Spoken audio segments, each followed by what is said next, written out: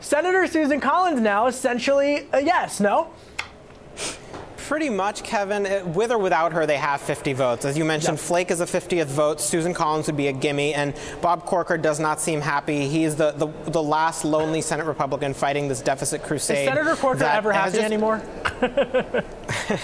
Well, he's usually not the kind of person to vote no on major pieces of legislation. He tends to vote with the team on, despite his strong criticisms of President Trump, he tends to vote with Republicans, with McConnell on major pieces of legislation and nominations. So a no vote here would be unusual for him. But, he's been beating this drum for a while now, and it looks like his concerns are not addressed. There is going to be $1.5 trillion in red ink without any kinds of triggers or tax increases if this economic growth doesn't pan out. So I don't see how he can square that with a yes vote.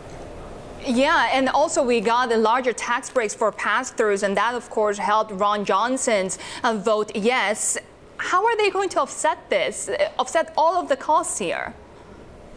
Yeah, so those are the discussions that are still happening. It's kind of extraordinary to think that the Senate might pass a bill today, and they're still brainstorming key provisions of it as we speak. But the conversations right now that, as I understand it, are about potential changes to the AMT, the alternative minimum tax on the individual side, and on the corporate side. The existing proposals repeal that. It's a lot of money that goes away, so they might restore that in some form or make changes to it.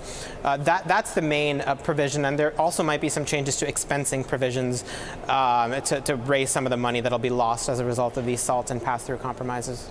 I want to pick it up right there with the expensing provisions, because a lot of corporations are going to be looking at that in particular for how they're going to potentially make that a write-off. And so, Sahil, when this thing goes to conference next week, assuming that it gets out of the Senate, as all indicators are looking at, do you think that certain House Republicans, what are the sticking points going to be for them, especially those members who are named to that conference? Yeah, it's a great question. I think pass-throughs is going to be the biggest one. The provisions work very differently in the House and the Senate bill.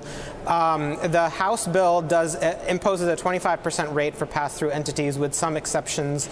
The Senate bill goes an entirely different approach of a deduction on pass-through income. It was initially 17.4%, now raised to 23%, which was critical to winning the vote of Ron Johnson, who announced earlier today as a result of that. So that's going to be an issue for some House Republicans, I think. House Republican leaders have been committed to this idea of full and immediate expensing for a while, and if the Senate bill ends up ratcheting that back, I think they're not going to be unhappy about it. But I'm not sure that's the sort of thing that makes for a deal breaker. But it'll be an interesting negotiation for sure.